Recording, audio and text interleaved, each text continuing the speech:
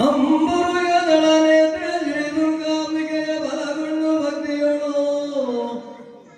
ಅಂಬಿಕಾ ಸುತ ವಿಘ್ನರಾಜನ ಬಿರಿದು ಸಂಸ್ತುತಿಸಿ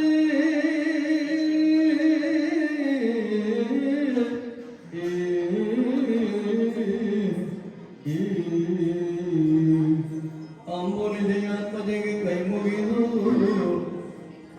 ಅಂಬುಜಾತನ ಬಾಣಿಯರ ಪಾದಾಂಬುದಿಗೆ ಬಡಬಡದ ಬೇಡು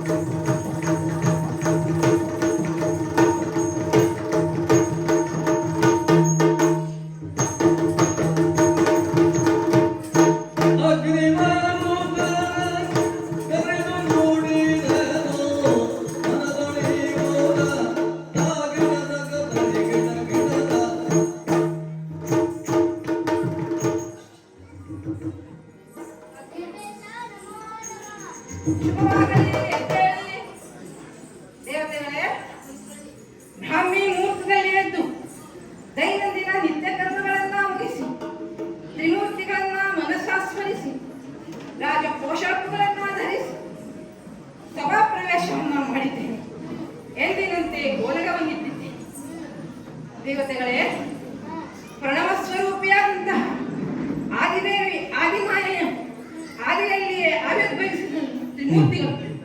ಹಾಗೆ ಅವರಿಂದಲೇ ಸೃಷ್ಟಿಯಾಯಿತು ಪಾತಾಳ, ಮತ್ಸ್ಯ ಮತ್ತು ಸ್ವರ್ಗ ಲೋಕಗಳೆಂಬ ತ್ರಿಲೋಕಗಳು.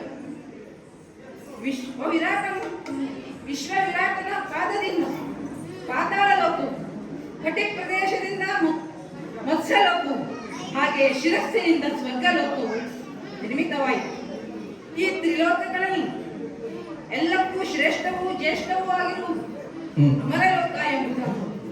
ಹಾಗೆಯೇ ಮನುಷ್ಯನಾದವನು ಸಾಧನೆಯನ್ನ ಮಾಡಿದರೆ ಮಾನವನು ಮಹಾದೇವನೂ ಆಗಬಲ್ಲ ಎಂಬುದಕ್ಕೆ ಸುರನಾಥನಾದಂತಹ ನನ್ನ ಬದುಕೇ ಒಂದು ಜ್ವಲಂತ ಉದಾಹರಣೆ.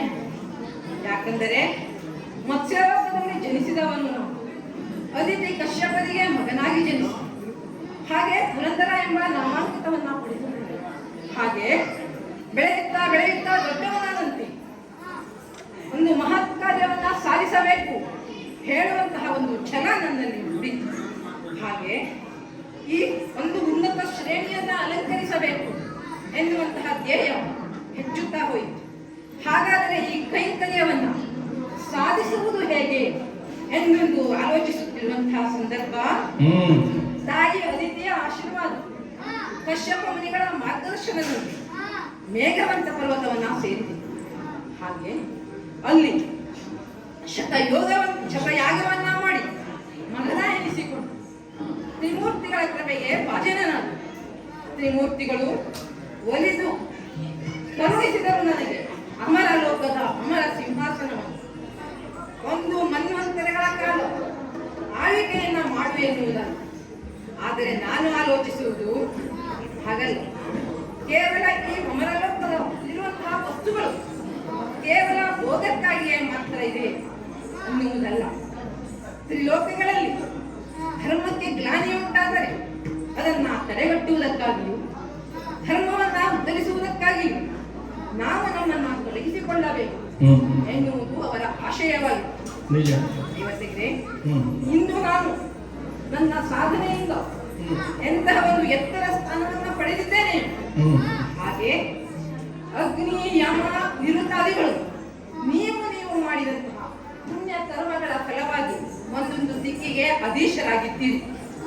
ದೇವತೆಗಳೇ, 48,000 ಯೋಜನೆ ವಿಸ್ತಾರದ ಈ ಸುಧರ್ಮ ಸಭೆಯನ್ನು ಸಿಂಹಾಸನವನ್ನ ಏರಿದಾಗ ದೇವೇಂದ್ರನಿಗೆ ಶುಭವಾಗಲಿ, ಸುರಪನಿಗೆ ಜಯವಾಗಲಿ ಹೇಳುವಂತಹ ಘೋಷಣಾದಿಗಳನ್ನ ಕೇಳಿ ಹಂತನಾದ.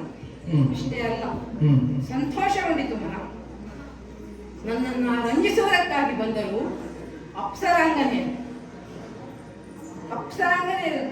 ರಮ್ಯೆ, ಊರ್ವಶಿ, ಮೇನಕೆ, ತಿಲೋತ್ತಮೆ ಮತ್ತು ಮಂಜುಘೋಷಿ ಎನ್ನುವುದಾಗಿ ಬಂದವರು ನಾಟ್ಯವನ್ನ ಪ್ರಾರಂಭಿಸಿದರು. ನಾಟ್ಯವು ಮೇಳವಿಸಬೇಕಲ್ಲ, ಅದಕ್ಕಾಗಿ ನೋಡಿದಿರ ಚಿತ್ರಸೇನ, ಭೂತ, ಯಮ ಇತ್ಯಾದಿಗಳು ಎಂತಹ ಒಂದು ಅದ್ಭುತ ಒಂದು ಸಂಯೋಜನೆ. ಈ ಸಂಯೋಜನೆಯಲ್ಲಿ ಎಳ್ಳಷ್ಟು ಲೋಪದೋಷಗಳು ಆಗಬಾರದೆಂದು ಮಾಡಿದ ಪ್ರಯತ್ನ ಅಪಾರವಾದವು. ಇಲ್ಲಿಂದಲೇ ಪ್ರಾರಂಭವಾಯಿತು ಅನಿಸುತ್ತದೆ. ನೃತ್ಯ ವೈಭವ, ಗಾನ ವೈಭವ ಇದು ಇಂದು ಇಲ್ಲಿಂದ ಪ್ರಾರಂಭವಾದಂತಹ ಕಾರ್ಯಕ್ರಮ ಭೂಲೋಕದಲ್ಲಿಯೇ ನಡೀತಾ ಇದೆ. ಗಾನ ವೈಭವ, ನೃತ್ಯ ವೈಭವ ಎನ್ನುವುದಾಗಿ ಹಾಗೆ ಅದು ಮುಂದುವರಿಯಲಿ ಎನ್ನುವುದು ನನ್ನ ಉದ್ದೇಶ. ನನಗೆ ಬಹಳ ಸಂತೋಷ ಆಗ್ತಾ ಇದೆ. ಆದರೆ ನಾನು ಈಗ ಆಲೋಚಿಸುತ್ತಿರುವುದು ಅದನ್ನಲ್ಲಿ, ಇಂತಹ ಒಂದು ಕಾರ್ಯಕ್ರಮವನ್ನು ನೋಡಲು, ವೀಕ್ಷಿಸಲು ಬಂದಂತಹ ಸಭಾಸದರನ್ನೊಮ್ಮೆ ವೀಕ್ಷಿಸಿ ನೋಡಿ. ಸುರರು, ನರರು, ಕಿಂಕರರು, ಕಿಂಪುರುಷರು, ಪುರಗರು, ಸಿದ್ಧರು, ಸಾಧ್ಯರು, ಗರುಡ, ಗಂಧರ್ವರು ಇವರಿಂದ ತುಂಬಿದಂತಹ ಒಂದು ಈ ಸಭೆಯ ಅಮರ ವೈಭವವನ್ನು ವರ್ಣಿಸಲಿಕ್ಕೆ ಸಹಸ್ರ ನಾಲಿಗೆಯುಳ್ಳಂತಹ ಆದಿಶೇಷನಿಂದಲೂ ಅಸಾಧ್ಯವಾದೀತು. ದೇವತೆಗಳೇ, ಇಂತಹ ಒಂದು ತುಂಬಿದ ಸಭೆಯಲ್ಲಿ ಮನಸ್ಸಿನಲ್ಲಿ ಒಂದು ಜಿಜ್ಞಾಸೆ ಮೂಡ್ತಾ ಇದೆ. ನನ್ನ ವಿಚಾರವನ್ನ ನಾನು ನಿಮ್ಮಲ್ಲಿಗೆ ಹೇಳಲು, ದೇವತೆಗಳೇ, ಎಲ್ಲರನ್ನೂ ಎಲ್ಲಾ ಕಾಲದಲ್ಲೂ ಸಮಾನ ದೃಷ್ಟಿಯಿಂದ ನೋಡುವವರನ್ನ ಸುಮನಸರು ಅಂತ ಕರೆಯುತ್ತಾರೆ. ಅಂದರೆ ನಮ್ಮನ್ನ ದೇವತೆಗಳು ಸುಮನಸರು ಅಂದರೆ ಒಂದು ಒಳ್ಳೆಯ ಮನಸ್ಸುಳ್ಳವರು ಎಂದು ಅರ್ಥ. ಹಾಗಾಗಿ ಈ ಸುಮನಸರಾದಂತಹ ನಿಮ್ಮಲ್ಲಿ ನಮ್ಮ ವಿಚಾರವನ್ನು ಹೇಳುತ್ತೇನೆ. ಹ್ಮ್. ಈ ಅಮರಲೋಕದ ಒಂದು ವೈಭವ ಎನ್ನುವಂಥದ್ದು ಸಾಮಾನ್ಯವೂ ಹೇಳಿ ಎಂತಹ ಕಟುಕರನ್ನಾದರೂ ಸಹ ಕಾರುಣ್ಯದ ದೃಷ್ಟಿಯಿಂದ ಕಣ್ಣಿಟ್ಟು ಕಾಣುವಂತಹ ಕಣ್ಣಿರುವ ಕಾಮಧೇನುವಿರುವುದು ಈ ಸ್ವರ್ಗಲೋಕದಲ್ಲಿ. ನಿಜ. ಕಲ್ಪಿಸಿಕೊಂಡದ್ದನ್ನ ಕಲ್ಪದಲ್ಲಿ ಅಲ್ಪ ಕಾಲದಲ್ಲಿ ಕಲ್ಪಿಸಿಕೊಳ್ಳುವಂತಹ ಕಲ್ಪವೃಕ್ಷವಿರುವುದು ಸ್ವರ್ಗಲೋಕದಲ್ಲಿ. ಹಾಗೆ ದೇವೇಂದ್ರನಿಗೆ ಅಲಕಾಂತಿ ಸ್ವರ್ಗೀಯ ಉದ್ಯಾನವನ್ನು ಏರಲು ಐರಾವತ ಆಯುಧ ಯುದ್ಧಕ್ಕಾಗಿ ಆಯುಧ ಶಕ್ತಿಯುತರು. ಇಷ್ಟೇ ಅಲ್ಲ, ಈ ಅಮರ ಲೋಕದ ಕಂಬಗಳೆಲ್ಲವೂ ವಜ್ರದಿಂದ ಮಾಡಲ್ಪಟ್ಟಿವೆ. ಅಲ್ಲಿ ನೋಡಿ ಗೋಡೆಗಳು ಬಂಗಾರದಿಂದ ಲೇಪಿತವಾಗಿರುವಂಥವು. ಅಷ್ಟೇ ಅಲ್ಲ, ಇಲ್ಲಿಯ ಗುಲಾಬಿ ಸುಗಂಧ ದ್ರವ್ಯ ಪರಿಮಳವನ್ನ ಸೂಸುವುದಕ್ಕಾಗಿ ಸಾಗಿಸುವುದಕ್ಕಾಗಿ ಆಹ್ಲಾದಕರವಾಗಿ ಬರುತ್ತಿರುವಂತಹ ಗಾಳಿ ಎಂತಹ ಒಂದು ಸಂತೋಷವನ್ನ ಕೊಡ್ತಾ ಇದೆ. ಇಲ್ಲಿಯ ಪ್ರೇಕ್ಷಣೀಯ ಸ್ಥಳ ಮಂದಿರಗಳು 33 ದಿವ್ಯಸ್ಥರಿ 48,000 ಋಷಿಪುಂಗವರಿಗೂ ಪರಿಚಾರಿಕರಿಗೂ ಸಹ ಸ್ಥಳಾವಕಾಶವನ್ನ ಮಾಡಿಕೊಡ್ತಾ ಇದೆ ದೇವತೆಗಳು. ಇಲ್ಲಿ ಅಮರಾವತಿಯ ಪ್ರತಿಯೊಂದು ಸ್ಥಳವೂ ಸಹ ಪವಿತ್ರವಾದಂಥದ್ದು. ಪ್ರತಿಯೊಂದು ಕಣಕಣವೂ ಸಹ ದೈವಾಂಶ ಸಂಯುಕ್ತವಾಗಿ ದೈವತ್ವವನ್ನ ಪಡೆಯಲು ಇಂತಹ ಈ ಲೋಕದಲ್ಲಿ ಅಪರಿಮಿತವಾದಂತಹ ಸಂಪತ್ತಿನಿಂದ ತುಂಬಿ ತುಳುಕಾಡುತ್ತಿರುವ ಅಮರ ಲೋಕದ ಅಮರ ಸಭೆಯ ವೈಭವವನ್ನು ವರ್ಣಿಸುವುದು ಅಷ್ಟೇ ಅಲ್ಲ, ಇಂತಹ ಸ್ಥಾನವನ್ನ ಪಡೆಯುವುದು ಸಾಮಾನ್ಯರಿಂದ ಸಾಧ್ಯವೋ ಅಂತಹ ಘನ ಕಾರ್ಯವನ್ನು ಸಾಧನೆ ಮಾಡಿದ್ದರಿಂದಲೇ ನಾವಿಂದು ಸ್ಥಾನವನ್ನು ಪಡೆಯುತ್ತಿದ್ದೇವೆ. ಆದರೆ ನಾನು ಆಲೋಚಿಸುವುದು ಕಮಲನಾಭನ ದಯೆಯಲ್ಲಿ ನಮಗೆ ಬಂದಿರುವುದು ಈ ಸುರ ಸಂಪದವು. ಬಂದಿಗೆ ನಮಗೆ ಸಂಪತ್ತಿದೆ, ಸಂತುಷ್ಟಿ ಇದೆ, ನಾವೆಲ್ಲರೂ ಸುಮನಸ್ಸೆಂಬಂತಹ ವಿಚಾರದಿಂದ ನಿಶ್ಚಿಂತೆಯಿಂದ ಇರುವುದಲ್ಲ. ಇದರ ಹಿನ್ನೆಲೆಯಲ್ಲಿ ಘನವಾದಂತಹ ಒಂದು ವಿಚಾರಗಳು. ನಾವಿರುವುದು ಸ್ವರ್ಗಲೋಕ, ಕೆಳಗಡೆ ಮತ್ಸ್ಯಲೋಕ, ಪಾತಾಳ ಲೋಕಗಳಿವೆ. ಇಲ್ಲಿ ಮತ್ಸ್ಯಲೋಕದ ಇಲ್ಲಿರುವ ಹಾಗೆ ಅಲ್ಲಿಲ್ಲ. ನ್ಯಾಯ ಅನ್ಯಾಯ ಅಸತ್ಯ ಎಲ್ಲದಲ್ಲ ವಿಚಾರಗಳು ಘಟನೆಗಳು ನಡೆಯುತ್ತಲೇ ಇರುತ್ತವೆ. ಎಂದಾದರೊಮ್ಮೆ ಇಲ್ಲಿರುವಂತಹ ಸುವಸ್ತುಗಳ ಮೇಲೆ ತುರುಳರೋ ಧಾನರೋ ಒಮ್ಮ ದೃಷ್ಟಿ ಬಿದ್ದು ನಮ್ಮ ಮೇಲೆ ದಾಳಿಯನ್ನ ಮಾಡಿರುವಂತಾದರೆ ಈ ನರೇಂದ್ರನಿಗೆ, ಸುರೇಂದ್ರನಿಗೆ, ಇಂದ್ರನಿಗೆ ನೀವು ಯಾವ ರೀತಿ ಸಹಾಯವನ್ನು ಮಾಡುತ್ತೀರಿ ಎನ್ನುವ ಅಭಿಪ್ರಾಯವನ್ನು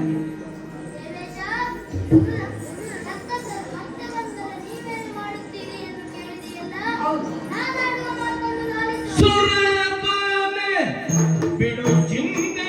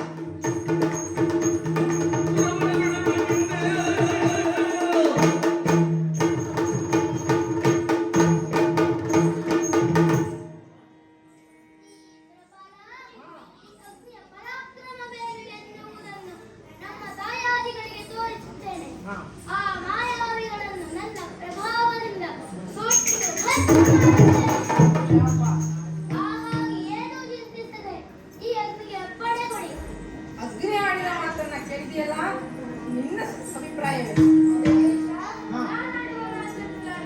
ದೇವೇಶ ಚಿಂತೆಯಾಗೆ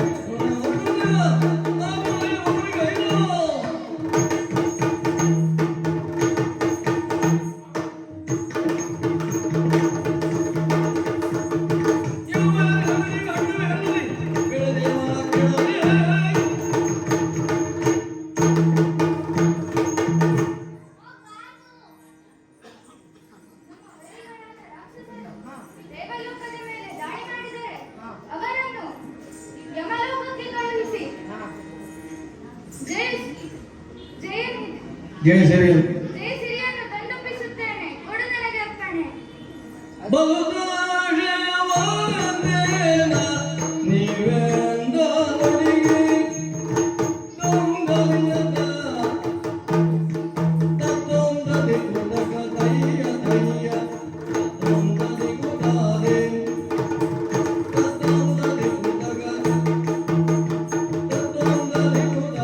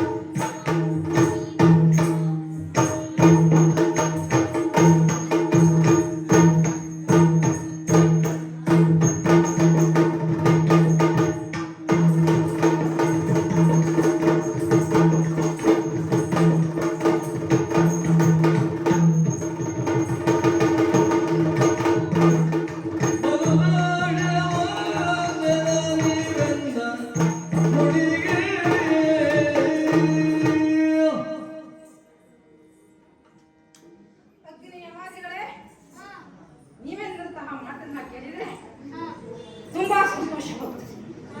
ನಾನು ಕೇಳಿದಂತಹ ಪ್ರಶ್ನೆಗೆ ನಿಮ್ಮ ವಿರಕ್ತಿಯ ಉತ್ತರವಿರಲ್ಲ.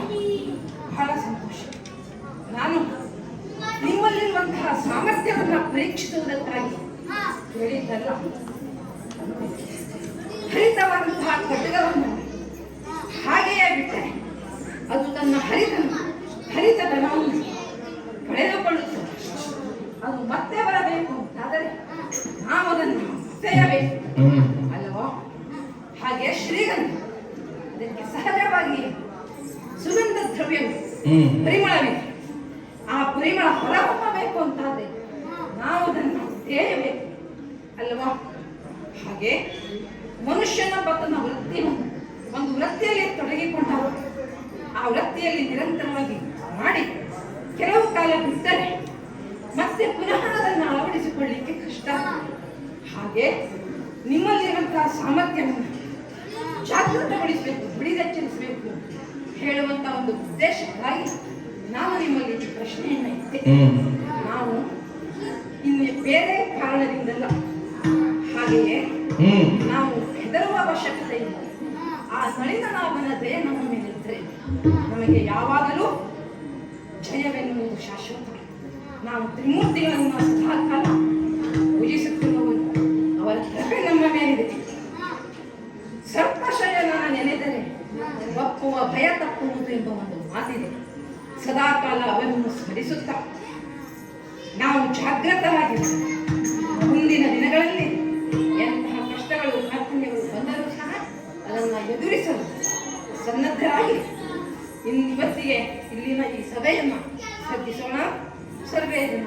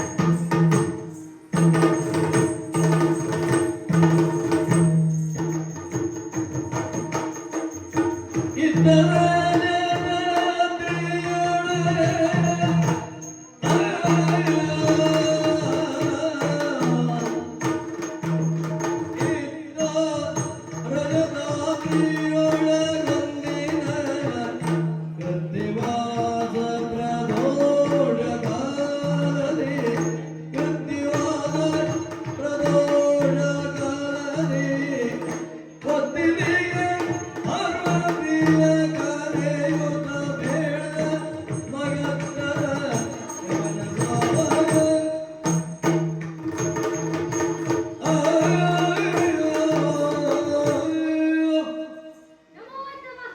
ಪಾರ್ವತಿ ಎಂದೇನು ಶುಭವಾಗಲಿ. ಹಾ ರಜತಾದ್ರಿಯ ವಾಸಿಗಳಲ್ಲವೇ ನಾವು? ಹಾ ಪಾರ್ವತಿ ಹಾ ಏನದು? ಏನ್? ಕಾಲವನ್ನು ನೋಡುತ್ತಿದ್ದೇನೆ, ಹಾ ಕಾಳಿಯನ್ನು ನೋಡುತ್ತಿದ್ದೇನೆ. ಹಾ ಏನು ಗೊತ್ತಾಗಲಿಲ್ಲವೇ ಪಾರ್ವತಿ? ಹಾ ಆ ಕಡೆಗೆ ನೋಡು. ಹಾ ವಿಸ್ಮಯ ಕಲಿತೆ. ವಿಸ್ಮಯ ಚರಿತೆ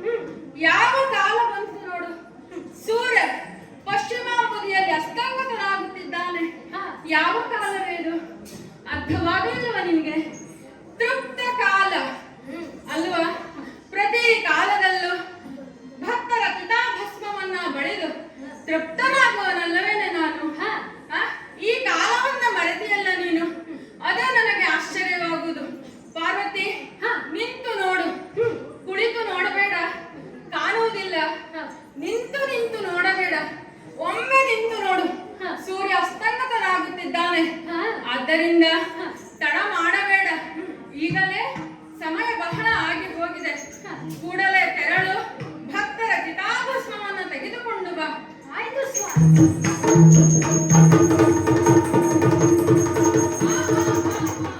ಹೊಲಸಾದ ವಸ್ತುಗಳು ಭಸ್ಮದೊಳಗಿರಲು, ಹೊಲಸಾದ ವಸ್ತುಗಳು ಭಸ್ಮದೊಳಗಿರಲು, ತೊಲಗಿರುವುದ ಅದ ತೊಲಗಿರುವುದ ತಂದು ಇದಬಹುದು ಹೋಗಿರಲು.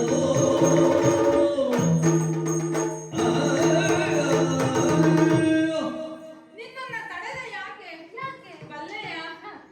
ಈಗಾಗಲೇ ಏನು ಮಾಡಿದೆ ನೀನು? ತೃಪ್ತ ಕಾಲ ಎನ್ನುವುದನ್ನ ಮರೆತೆ, ಹೌದಾ? ಈ ಕಾಲವೇ ನಿನಗೆ ಮರೆಯಾಯಿತು. ಇನ್ನು ಭಸ್ಮ ತರುವಾಗ ಏನಾದರೂ ವ್ಯತ್ಯಾಸವಾದರೆ ಅಲ್ಲವಾ ಎಚ್ಚರಿಸಬೇಕು ಅನ್ನಿಸಿತು ಇವತ್ತು ನನಗೆ. ಆದ್ದರಿಂದ ನಿನ್ನನ್ನು ಎಚ್ಚರಿಸ್ತಾ ಇದ್ದೇನೆ. ಇದೆಲ್ಲ ಯಾವುದು ನಿನಗೆ ಹೊಸತಲ್ಲ ಅಲ್ಲವೇನೆ? ಪ್ರತಿ ಕಾಲದಲ್ಲೂ ತಂದು ಕೊಡುವವಳು. ಈಗ ಎಚ್ಚರಿಸಿದ ಯಾಕೆ? ನೀನು ಹಿಂದಿನ ಕಾಲವನ್ನ ಮರೆತಿಯಲ್ಲ, ಅದಕ್ಕೆ ಎಚ್ಚರಿಸಿದ್ದು. ನೋಡು, ಹೋಗುವಾಗಲೇ ನಿನಗೆ ಹೇಳುತ್ತೇನೆ, ಯಾವುದೇ ಕಾರಣಕ್ಕೂ ಭಸ್ಮದಲ್ಲಿ ಕಲ್ಮಶ, ಕಸ, ಕೊಳೆ ಯಾವುದೂ ಇಲ್ಲದ ಹಾಗೆ ಎಲ್ಲವನ್ನ ಆರಿಸಿ ತರಬೇಕು. ಕಸದಿಂದ ರಸ ಹೌದು, ರಸವೇ ಕಸವಲ್ಲ, ಕಸವೇ ರಸವಲ್ಲ. ರಸದಿಂದ ಬರುವುದೆಲ್ಲವೂ ಒಳ್ಳೆಯ ರಸವಾಗಿರುವುದಿಲ್ಲ. ಆದ್ದರಿಂದ ನಿನಗೆ ಹೇಳುತ್ತಿದ್ದೇನೆ, ಆದಷ್ಟು ಎಲ್ಲವನ್ನ ಆಯ್ದು ಒಳ್ಳೆಯ ಶುಚಿರ್ಭೂತವಾದ ಭಸ್ಮವನ್ನ ತಂದುಕೊಡು. ಕಾಯುತ್ತಿರುತ್ತೇನೆ.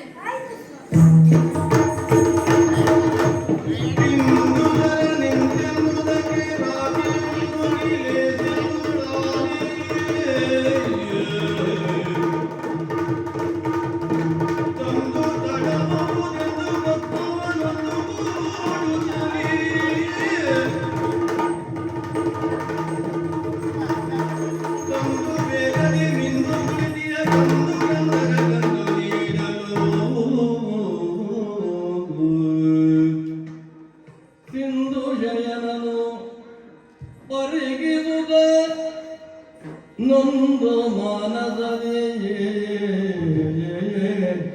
ಮುಟ್ಟವಿಲ್ಲ ಗಮನ,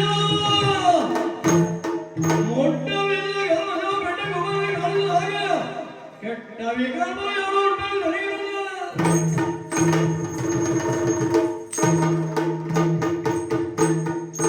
ಪಾರ್ವತಿ, ಏನು ಅನರ್ಥ ಎಸಗಿದೆ ನೀನು? ಏನಾಯ್ತು ಸ್ವಾಮಿ? ಏನು ಇದು? ನಿನಗೆ ಹೋಗುವಾಗಲೇ ಎಚ್ಚರಿಸಿದ್ದೆ ಅಲ್ಲವೇನೆ? ಕಶ್ಮಲವನ್ನ ತೆಗೆದು ಒಳ್ಳೆಯ ಭಸ್ಮವನ್ನ ತೆಗೆದುಕೊಂಡು ಬಾ. ಯಾವುದೇ ಕಸಕಡ್ಡಿಗಳು, ಕಲುಷಿತವಾದ ವಸ್ತುಗಳು ಅದರಲ್ಲಿ ಇರಬಾರದು ಎಂದು.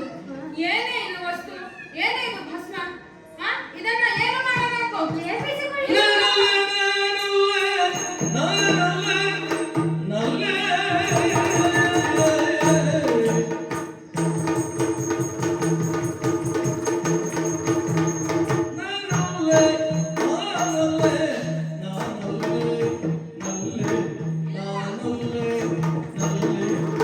ಏನು ಭಸ್ಮವಿಲ್ಲ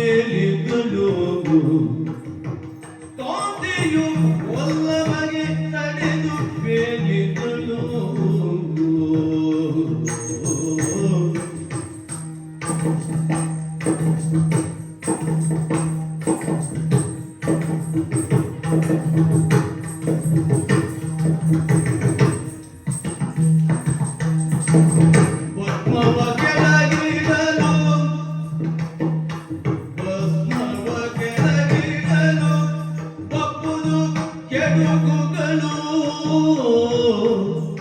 ಭಸ್ಮವ ಕೆಳಗಿಡಲು ಬಪ್ಪುದು ಕೆಡುಕುಗಳು ಬಪ್ಪುದು ಕೆಡುಕುಗಳು